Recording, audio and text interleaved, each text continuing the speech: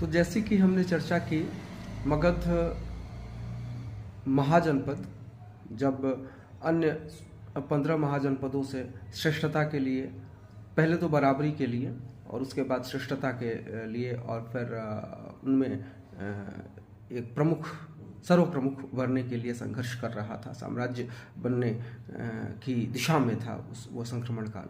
तो इन तीनों परिस्थितियों के दौरान 3 राजवंश कार्यरत थे।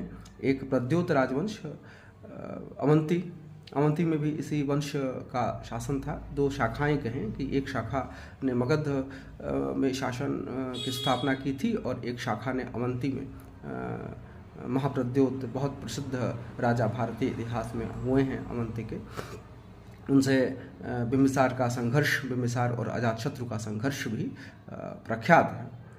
तो प्रद्योत वंश के अंतिम शासक की कोई ग्रंथ कहता है हत्या करके, कोई ग्रंथ हटा करके, मान के ये चले कि प्रद्योत वंश का अंत करके बिंबिसार, जिन्हें कि जैन ग्रंथों में शैणिक कहा गया है, तो बिंबिसार ने स्थापना की थी हर्यक वंश की 544 ईसा पूर्व में।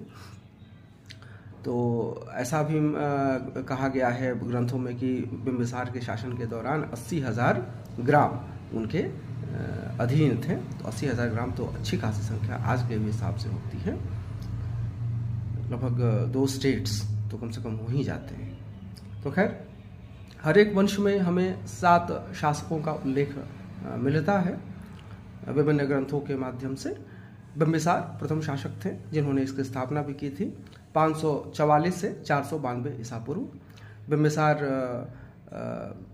गौतम बुद्ध और वर्धमान महावीर के समकालीन थे और उन्होंने बौद्ध धर्म और जैन धर्म दोनों को बराबर प्यार दिया। साथ ही यदि उस समय का ब्राह्मण धर्म देखें या हिंदू धर्म देखें, उसे भी उन्होंने बराबर का प्यार दिया, बराबर का संरक्षण दिया।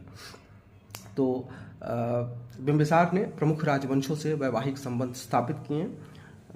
लिच्छवी राजकुमारी चल्लना, कौशल राजकुमारी महाकौशला और मद्र की राजकुमारी क्षेमा से उन्होंने वैवाहिक संबंध स्थापित करके मगध को सुदृढ़ता दी। यानी मगध अन्य जो प्रमुख महाजनपद हैं, अवंती हो या कोसल हो या वत्स हो, उनकी बराबरी करने का भी मुख्य लक्ष्य था बिंबिसार का। बिंबिसार ने चंपा को भी जीता था और चंपा का उपराजा अजातशत्रु को नियुक्त किया था। तो बिंबिसार के बाद आते हैं अजातशत्रु 492 से 460